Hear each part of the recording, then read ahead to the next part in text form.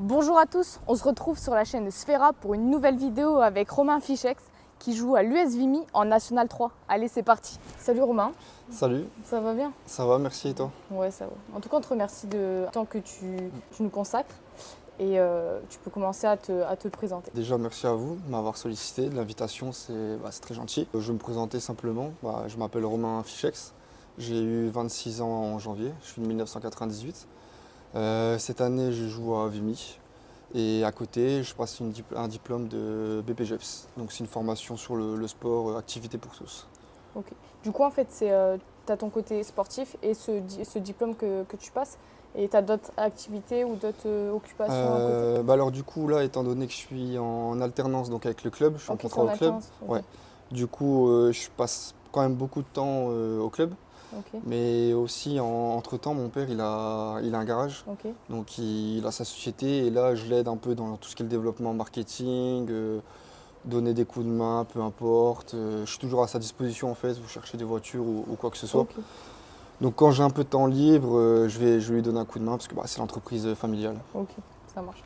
Ça doit être dur d'allier toutes ces activités quand même, en plus de ton côté de joueur, enfin en N3. Ouais, c'est pas facile. Après, en soi, le club fait en sorte qu'on se sente le plus à l'aise. Ouais. Les entraînements, donc moi je suis en charge du coup dans le cadre de mon alternance d'une équipe de petits, donc Ok. j'encadre les U8.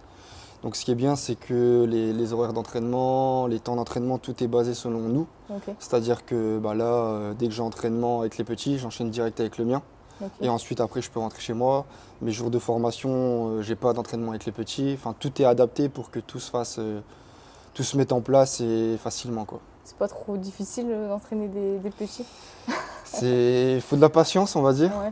De la patience. Ce qui est bien, c'est qu'ils progressent vite. Ouais. Donc on a la... C'est une satisfaction de le Voilà, voir, ouais. on est satisfait, on se dit, on leur dit un truc la veille et 3 jours après ils le font, donc on se dit, on leur a appris quelque chose. Après ça demande beaucoup d'énergie, parce que c'est des piles, ça bouge partout. Ouais, faut les canaliser. Il faut les canaliser et surtout qu'en plus ils viennent après l'école, donc ils sont sages à l'école et après ils viennent au foot pour se défouler, quoi. Bon, normal. Donc ouais, normal. Je pense qu'on était pareil Ouais, je à pense leur aussi que je âge. faisais pas mal de bêtises à leur âge. Et du coup, avec tout ça, par exemple, c'est quoi ta semaine type avec toutes ces activités Alors du coup, j'ai 3 jours de formation, Ok. donc le lundi toute la journée. Le mardi, c'est mon seul jour off, on va dire, en termes de formation et d'entraînement de petits. Par contre, j'ai mon entraînement à moi. Ok, donc t'es pas Non, tout à fait. je suis jamais libre à 100%. Ouais. Le mercredi, donc c'est ma plus grosse journée, où j'ai l'entraînement des petits le matin, l'entraînement des petits l'après-midi, Ouais. et ensuite mon entraînement à moi. Le jeudi, j'ai ma formation l'après-midi. Ok. Le vendredi également. Et j'enchaîne formation, entraînement des petits, plus mon entraînement. Et ce cumul de ça, on va dire le lundi, j'essaie de faire une séance de musculation, comme Ok. c'est mon jour de repos, Ouais. on va dire, avec le club. Et le mercredi aussi, j'essaye d'en caler une pour compléter, quoi. Ok. Et le samedi, j'ai oublié le samedi, mon match. Ouais. Et le match des petits aussi le samedi. Ah ouais, Donc par moment, j'enchaîne plateau le matin. ok. Et l'après-midi, j'ai match en déplacement ou alors ici. Et du coup, même quand tu es en déplacement, tu arrives à assurer la... C'est compliqué, des fois je me fais remplacer. Ouais. Mais sinon, des fois, j'enchaîne, j'ai un plateau le matin, je mange une assiette de pâtes ou un sandwich vite fait, et après je pars en bus pour aller avec l'équipe, quoi. Tu arrives à te concentrer avec tout ça? Donc c'est un petit C'est un peu l'habitude. fatigant. Au début, c'est Ouais, compliqué, ouais, et après, c'est l'habitude. ok. Puis tu te dis que tu le fais pour la bonne cause, le Voilà, football. c'est Donc, ça. Puis il y a la passion du foot, Ouais. donc c'est limite, je compte pas trop les heures, quoi. Et du coup, la passion du foot, tu l'as depuis tout petit. Et tu peux nous expliquer un petit peu le parcours sportif que tu as eu? Ok, alors du coup, ouais, j'aime le foot depuis que je suis vraiment petit, c'est mon père qui m'a mis dedans. Ok. Donc j'ai démarré dans un petit club à côté de chez moi, à Sailly-la-Bourse. Ok. Donc j'ai fait 2 ans là-bas, de mes 6 à 8 ans. Et ensuite j'ai fait les stages Roger Boli, qui Ok. sont les stages de l'ancien footballeur Ouais. qui a joué à Lens. Grâce à ces stages, j'ai pu être recruté par le RC Lens. Donc là, à partir de mes 8 ans, j'ai signé à Lens jusqu'à mes 16 ans, Ouais. où j'ai fait 8 ans. Donc toute ma formation, je l'ai faite là-bas, le sport-études, etc.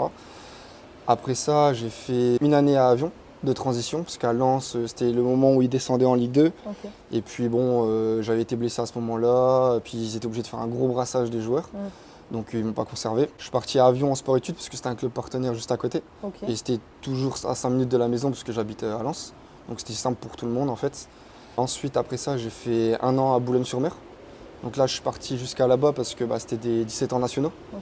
Donc de 16 ans R1, DH, je suis parti jouer en niveau national. C'était beaucoup mieux et c'est hyper important quand on est jeune de faire ses classes en 17 ans nationaux. Et c'était pas perturbant de partir un peu plus loin de chez toi? Perturbant, on va dire oui et non parce que j'avais déjà 2-3 amis à moi qui jouaient là-bas. Ouais, ok. Donc d'autres qui n'étaient pas gardés de lance, 2-3 qu'on connaissait.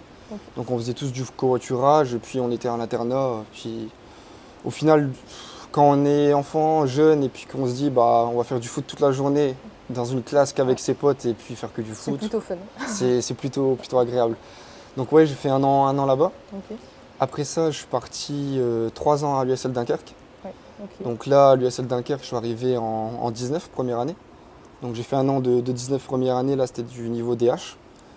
J'ai fait ma deuxième année 19 tout de suite en réserve, donc en senior R1, première année de senior, j'avais 18 ans du coup, sur laquelle on a fini champion, on est monté en National 3. Donc Sympa. plutôt bien pour une, Sympa. pour une première saison. Et l'année d'après, on est du coup National 3 et là je suis monté avec l'équipe première en National, Ok. où j'ai intégré les entraînements collectifs. Malheureusement, je me suis fait une blessure, les Laquelle? croisés, Ah, les croisés. la fameuse, qui arrive à tout le monde, Quel genou? droit. Et t'es droitier? Non, ouais, je suis droitier, ouais. Ah. Mais bon, j'ai pas eu d'appréhension, rien, Ouais. donc je m'en suis plutôt bien rétabli. En combien de temps? C'est, on va dire, 7 mois, Ok. 7-8 mois. Et j'ai assuré la fin du 8e mois pour vraiment bien reprendre. Parce que beaucoup se répètent après. Ouais. Après, j'avais fait les soins nécessaires, j'étais parti jusqu'à Cap-Breton. Ok. J'avais fait 2 stages là-bas de 3 semaines. Donc c'est vraiment intensif. Mentalement, ça a été ou c'était un petit peu. Mentalement, tout s'effondre. Ouais. Surtout quand tu as 18 ans, tu arrives à intégrer une équipe première, même si c'est que l'entraînement, c'est un peu un accomplissement. Ouais. L'école, j'étais en STAPS, mais on va dire j'avais un peu laissé de côté. Et tout s'effondre, tu te dis on arrête tout en fait et on recommence. Ouais. C'était Donc, ta première grosse blessure? À Lens, j'ai eu une pubalgie, Ouais, ok, je vois. l'année où j'ai arrêté aussi. Ouais. Mais c'était vraiment, mentalement, c'était la plus dure. Parce que puis même, c'est vraiment à l'arrêt net, quoi. Opération et voilà quoi. Puis c'est celle qui est redoutée par tous Voilà, les footballeurs. exactement. donc, Et elle arrive jamais au bon moment, Ouais. de toute façon, c'est sûr. comme toute blessure. C'est sûr. Ouais. Du coup, voilà, donc je suis revenu de cette blessure l'année d'après à Dunkerque. Ok. Et j'ai fait mes 6 mois et ça a été, j'ai repris en décembre. Et à la suite de ces 6 mois-là, je suis parti à Béziers du coup, complètement à l'opposé dans le sud, Ah ouais. club qui était en Ligue 2. C'est un changement Ouais, radical. ça s'est fait parce que je connaissais le directeur sportif en Ok. fait, qui était anciennement à Lens. Donc c'était un peu plus simple simple. d'avoir le contact. Et c'est un jour, mon père il m'appelle, j'étais en train de faire un foot avec mes potes, il me dit tu veux aller à Béziers? Je dis c'est où ça, Béziers? Il me dit c'est dans le sud. T'as dû regarder sur la carte? J'ai tapé sur plan, j'ai vu 800 km. Je dis pourquoi pas. Allez. Et je suis parti pour la réserve de base où j'ai fait 3-4 semaines Ouais. et je suis monté tout de suite avec la première. Et la première était en national. En national. Ouais. Donc j'ai eu la chance de faire un groupe, donc Ouais. je suis pas rentré, j'étais sur le banc. Et après ça s'est plutôt bien passé, mais il y a eu le Covid qui est arrivé, Le fameux. le aussi. fameux Covid, de tous les joueurs amateurs, la bête noire. Donc ouais, le Covid, et puis je suis revenu dans le Nord, j'ai signé en Belgique, Ouais. en D2 amateur, donc l'équivalent de National 2 en France. Ça a été? Ouais, ça a été super bien. J'avais un coach j'ai signé grâce à un joueur que je connaissais, Ouais. un coach français qui me connaissait aussi, avec le feeling, c'est directement bien passé. Et le Covid en une deuxième fois, la deuxième année. Donc là, ça devient un peu plus compliqué, donc on se remet à l'arrêt, on ne sait pas comment ça va se dérouler. Et on est complètement à l'arrêt, la saison se finit, on fait 6-7 matchs. Ouais. Et là, du coup, j'avais plus trop d'études, j'avais que le bac. Et je retourne chez mes parents, donc là je me dis qu'est-ce que je vais faire quoi. Donc je m'engage au Pays de Cassel, Ok. club de R1. Là cette année ils sont dans notre pool N3 Ouais. qui ont fait un beau parcours contre le PSG. Très beau parcours. Très très beau parcours. Et là ils étaient en R1 et je décide de passer mon diplôme d'entraîneur à côté, le BMF. Ok. Parce que j'ai toujours eu la passion du foot et puis le président me l'a proposé. Et t'avais entraîné déjà un petit peu avant? À Dunkerque, le mercredi, on nous envoyait souvent faire des stages d'été ou alors un mercredi du mois prendre des petits ateliers, etc. Ok. Donc j'avais pris goût un petit peu, j'avais un petit peu mis les pieds dans le plat. Et là, au fur et à mesure, ça m'a vraiment plu. Ok. Donc ça se fait naturellement. Et puis en faisant une année de R1, j'avais quand même envie de goûter à la N3, parce que depuis que j'avais 19 ans, je jouais en National 3. Donc là, j'ai signé à Lambre-les-Doués, qui était encore à côté de chez moi. Puis cette année, je suis arrivé à Vimy, Où ça se passe très bien. où Ouais. ça se passe très bien, ouais, plutôt bien. Je peux constater que tu as changé pas mal de fois de club. Ouais. J'ai pu comprendre quand même que c'est pas mal par bouche à oreille, enfin par connaissance ou quoi que ce soit. Est-ce qu'il y a d'autres moyens justement où on peut en fait changer de club, d'autres Bah alors oui, quand on est plutôt jeune, on va dire de 15, 17 jusqu'à 18 ans, bah même après, mais il y a beaucoup d'agents. Il y a des agents, des scouts qui traînent autour des terrains, qui proposent des choses. Donc je pense que ça, c'est à double tranchant, il faut tomber sur les bonnes personnes en fait. On peut avoir des bonnes expériences, avoir un agent qui croit en nous, qui a les bons contacts, qui nous met au bon endroit au bon moment. Et on peut avoir une personne qui se sert juste de nous en fait pour essayer de gratter, je sais pas, de l'argent ou un contact ou se proposer dans d'autres trucs de joueurs. Et après il y a beaucoup aussi de relations parce que le foot c'est beaucoup un sport où il faut garder les relations, il ne faut jamais essayer de laisser une mauvaise image quoi que ce soit parce que le coach qui est dans ce club, même si tu l'aimes ou tu l'aimes pas, faut le respecter parce que peut-être que dans 2 ans, le club où tu voudras signer, ce sera lui. Ouais. Puis il se dira, il y a 2 ans, lui, il m'a manqué de respect, c'est pas intéressant, mauvaise mentalité. Donc c'est beaucoup de ça aussi. Et aussi, comme tu disais, je rebondis là-dessus, c'est le bouche à oreille quand même. C'est le joueur qui connaît le joueur ou le coach qui connaît le joueur qui connaît celui. C'est beaucoup comme ça. Et tu as déjà eu affaire à un agent, un scout ou quoi que ce soit? Ouais, du coup, l'année où je suis arrivé en Belgique, en Belgique c'est un peu plus développé en termes de scouting. Ok. Eux, c'est vraiment les scouts, c'est-à-dire qu'ils envoient à chaque match, il y a des scoutings de chaque club qui viennent noter les joueurs, ce qu'ils font, les passes, les buts, enfin voilà. Et ensuite, c'est relié avec des réseaux d'agents souvent. Ok. Et j'avais eu un agent qui m'avait approché, dans lequel j'avais signé quelque chose avec lui. Et l'année d'après, il m'avait emmené en essai donc à un club de D2 amateur, ouais. Donc non, D3 amateur, pardon. Ok. Donc national en Belgique. Non, D1 amateur, désolé.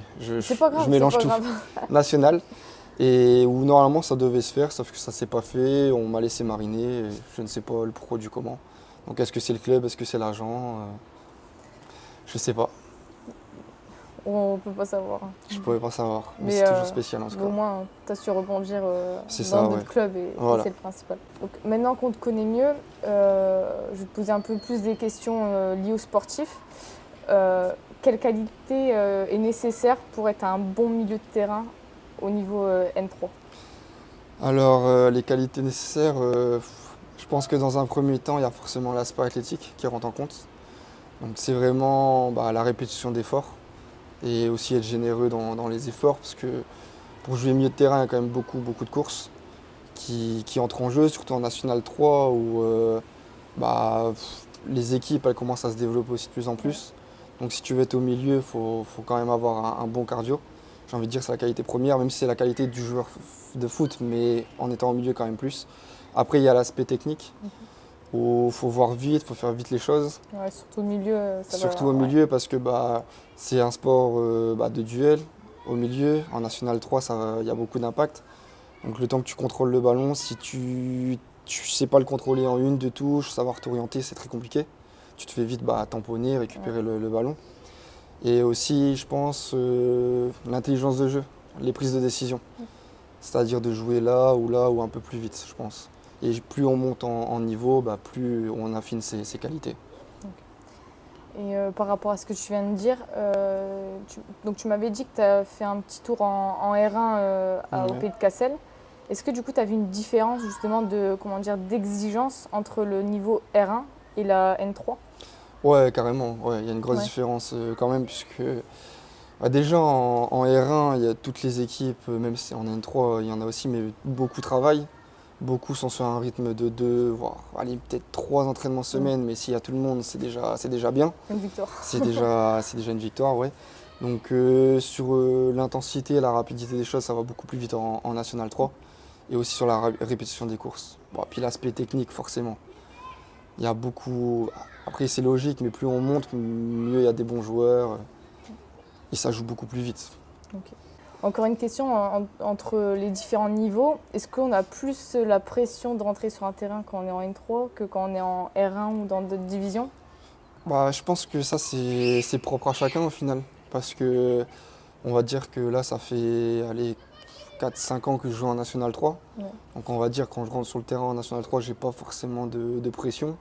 Si demain on vient faire un parcours en Coupe de France et on joue contre une Ligue 2 nationale, j'aurai de la pression, je pense. Et pareil pour le joueur qui a toujours joué en R1, il rejoue en R1, il n'y aura pas forcément de stress. Après, il y a toujours le stress de s'il y a une montée à jouer, des matchs en jeu, où là, il y a une petite énergie qui vient jouer. Et c'est pour les matchs de première place ou alors aussi les matchs de maintien. Car c'est beaucoup plus dur de jouer un match pour se sauver que jouer un match pour monter. C'est compliqué. Hein. Et justement, pour avoir la pression, toi, tu as des méthodes de concentration avant les matchs, une routine Pas spécialement, non. J'ai pas spécialement de c'est vrai, routine. t'as pas trop le temps entre aller entraîner. Si j'avais une routine, je pense que je serais un peu dans la galère. Non, j'ai pas forcément de routine. Je suis superstitieux par contre. Okay. C'est-à-dire que quand j'arrive dans le vestiaire, j'aime bien poser mes affaires. C'est bête, hein, mais je commence tout par la droite, chaussette droite. Donc le jour où tu commences par la gauche, je fais un mauvais match. Même à l'échauffement, je me place à droite. Tout est calculé. Ouais, enfin voilà. Et du coup, victoire assurée. Normalement. Normalement. En niveau N3, je suppose qu'on se prépare. Enfin, notre avant-saison, elle est quand même différente dans la préparation, enfin la prépa. Il y a aussi peut-être les objectifs qui sont différents, individuels, collectifs. Ouais. Est-ce que tu peux nous en parler un petit peu? Ouais, bien sûr. Bah, du coup, niveau N3, c'est comme si on n'avait pas de vacances au final. Ouais. Parce que surtout, beaucoup travaillent. Ouais. Donc, beaucoup partent en vacances début juillet, mi-juillet. Mais nous, on reprend déjà le 10-15 juillet, souvent. C'est de la mi-juillet. Sachant qu'on a un programme de pré-saison. Donc si tu veux arriver et être prêt, il faut déjà fin juin démarrer sa préparation physique individuelle déjà dans un premier temps. Elle n'est pas donnée par le club, c'est vous? Si, elle est donnée par le club, okay. Ouais, bien sûr. Okay. C'est donné par le club, par le prépa physique. Ouais. Et après, si tu veux compléter par des séances complémentaires, c'est toi qui vois. C'est limite même le plus important, j'ai envie de dire. Mais peu importe le niveau au final. La préparation elle sera adéquate au niveau. Mais au mieux tu es préparé, au mieux tu arrives pour préparer ta saison. Et forcément, il y a des objectifs qui rentrent en jeu. Et vous terminez quand souvent la saison Souvent, c'est début juin, il me semble. Selon les matchs en retard ou pas en retard. Ouais. On va dire peut-être fin mai, mi-mai, c'est vraiment fini. Donc il n'y a même pas un mois de. Non, souvent il y a 15 jours de off, vraiment on fait rien. Et après, même en vacances, de toute façon, c'est toujours en vacances qu'on fait de la prépa. Hein. Et c'est pas dur justement d'enchaîner en fait chaque année comme ça C'est l'habitude au final. Parce que depuis qu'on est petit, la plupart, on a tous connu des cursus pro ou semi-pro, on va dire, dans des bons clubs où ça reprenait déjà tôt, donc c'est de l'habitude. Mais c'est sûr que quand on est en vacances et qu'il faut se lever pour aller faire du 15-15 ou du physique que le coach a donné, et si on ne remplit pas la petite feuille sur Internet, on a un message, c'est pas facile des fois. Après, c'est obligatoire hein, pour faire une bonne saison. C'est pour nous, donc après on n'a pas le choix. Et toi, tes objectifs individuels, ils sont, comment dire, tu te fixes, je sais pas, un nombre de passes décisives vu ton poste, des choses comme ça? Du coup, moi, en termes de... Non, on va dire que je suis milieu défensif, plus récupérateur. Okay. Donc, je me fixe pas forcément de passes ou de buts. Après, dans le foot d'aujourd'hui, j'ai envie de dire, vaut mieux stater que faire que toujours des bons matchs. Ouais, c'est sûr. Parce qu'au final, c'est ça qui prime, on va dire. Mais tant que l'équipe gagne et puis que si en plus je fais mon match, on va dire, ce sera déjà un bon point. Oui, forcément, je me fixe toujours, on va dire, 5-6 passes décisives dans la saison et 3-4 buts. Mais on t'a à combien? Bon, là, on va passer à la question. Avec tout ce qu'on vient de dire, pour ceux qui vont nous regarder, quel conseil tu donnerais à des jeunes en fait, qui visent un niveau national, que ce soit N1, N2 ou N3? Du coup, pour tous les jeunes, je pense que c'est travailler à côté. Quand j'ai travaillé, c'est le foot, des entraînements en plus.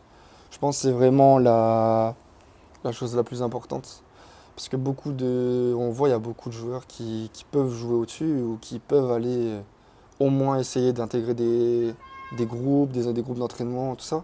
Okay. Mais en fait, tu leur parles, ils n'ont pas envie, ils ont la flemme ou quoi que ce soit. Mais c'est vraiment le travail invisible, c'est le plus important. S'ils arrivent à faire des séances complémentaires et vraiment accentuer ça, ça peut être vraiment intéressant.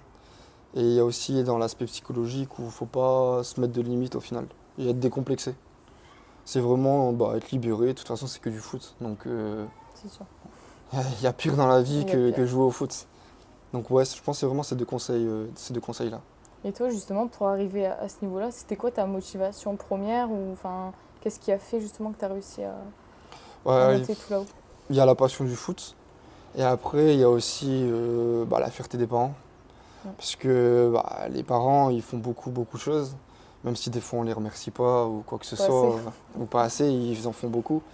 Parce que quand j'y repense, l'année où j'étais à Boulogne, ma mère, elle nous déposait un internat le lundi à 6h du matin, elle nous récupérait le vendredi soir. Ah ouais. Le dimanche, j'avais match à Caen, par exemple. Ils venaient me voir jusqu'à Caen. Quand j'étais à Dunkerque, j'avais pas encore le permis, donc ma mère me déposait. Elle attendait mes 2 heures d'entraînement. On rentrait à Lens. Enfin, ma mère ou mon père, vice-versa. Non, ils font beaucoup, beaucoup d'efforts. Donc c'est aussi pour la fierté des parents. Et puis pour notre fierté aussi personnelle, de jouer à un bon niveau, de faire des performances. Et puis voilà. Ok, ça marche. Voilà. C'est en tout cas des motivations, je pense que beaucoup partagent, même au club.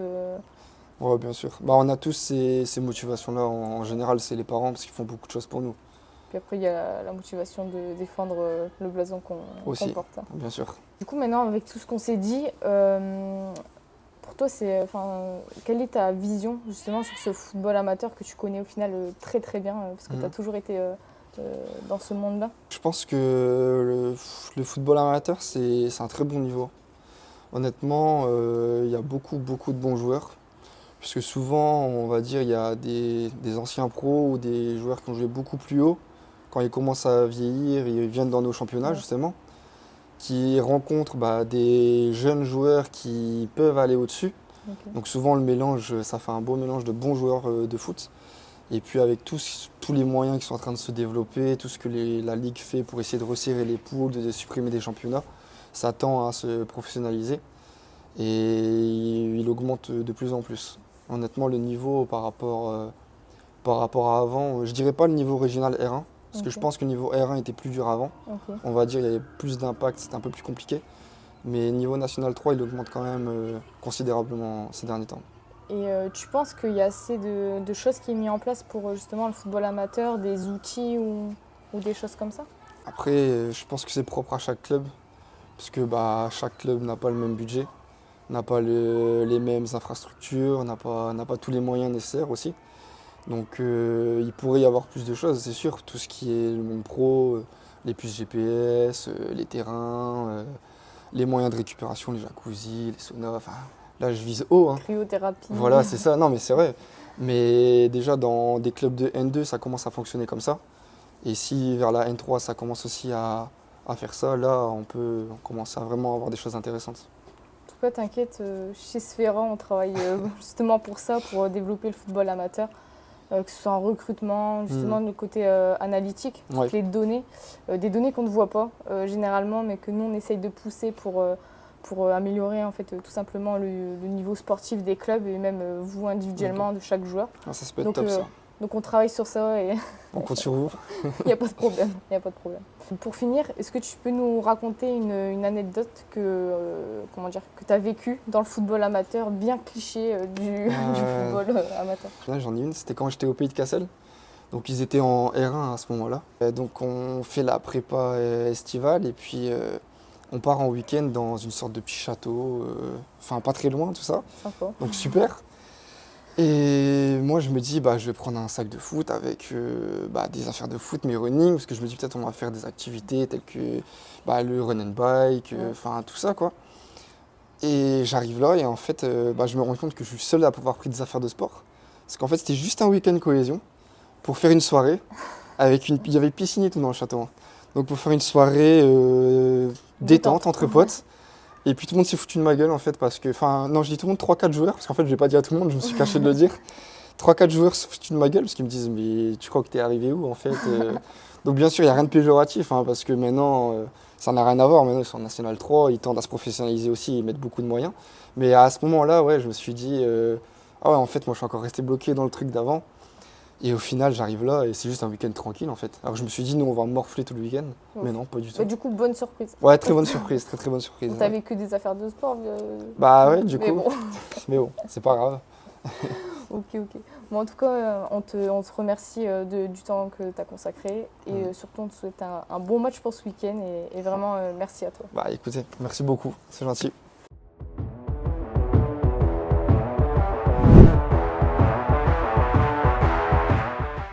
Romain, maintenant on va te proposer un petit challenge, je sais pas si t'es partant. Ouais, je suis partant. Du coup on te propose de faire le geste technique que tu veux, donc ça peut être contrôle, enfin peu importe, et t'enchaînes avec une frappe. Ok, pas de souci. T'as une idée? C'est un contrôle, moi. Contrôle orienté. Donc je te fais la passe et Donc, comme tu ça me fais la après passe, ouais, c'est ça, la magie et elle opère et normalement, but. et ça fait but. Ok super, bon allez c'est parti.